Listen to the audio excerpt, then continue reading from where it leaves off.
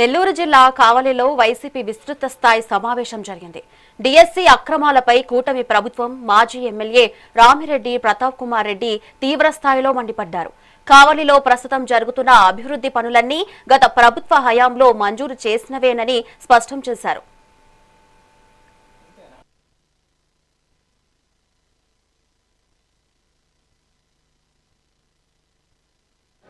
ఈ మధ్య మనం చూస్తా ఉన్నాం డిఎస్సిలో ఏ విధంగా అవకతవకలు జరిగినాయి, అదేవిధంగా ఏ విధంగా చంద్రబాబు నాయుడు గారి ప్రభుత్వం పేద విద్యార్థులు చదువుకునే కోసం మెడికల్ కాలేజీలు కడితే వాటిని ప్రైవేటు వ్యక్తులకి ఇవ్వాలని చూడటం, అదేవిధంగా రాష్ట్రం అభివృద్ధి కావాలి, రాష్ట్రం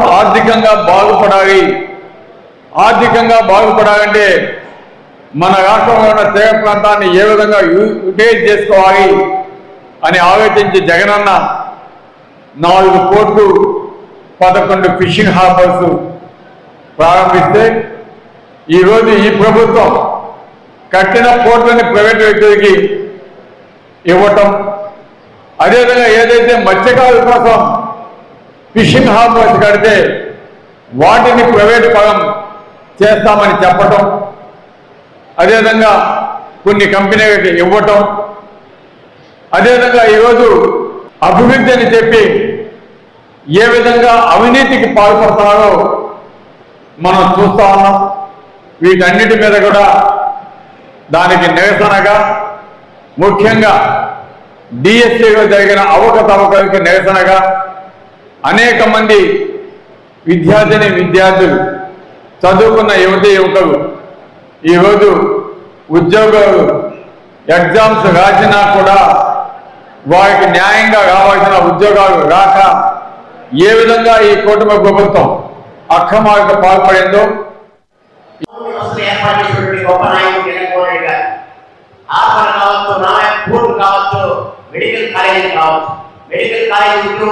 మీకు అందరికీ తెలుసు. జగన్మోహన్ రెడ్డి గారు పెద్ద ఎత్తున ఉద్యమం చేస్తే ఒక్క టెండర్ కూడా దాఖలు కాలేదు.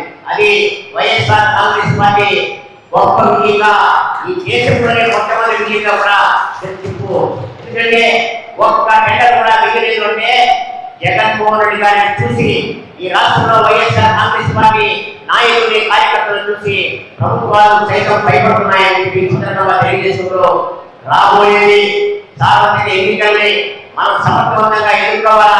ఎక్కడైనా చిన్న పొరపాట్లు చిన్న మనస్పర్ధలు కూడా అందరూ కలిసికట్టుగా ఒక మాట వచ్చి ప్రతి పంచాయతీ నాయకులు కూడా అందరూ పునఃసంధారణ చేసుకుని స్థానిక సంస్థల ఎన్నికల్లో మన విజయదుని భోగించి ఈ కూడా ప్రభుత్వానికి హెచ్చరిక జారీ చేయాలని సందర్భంగా అందరినీ కోరుకుంటున్నాం.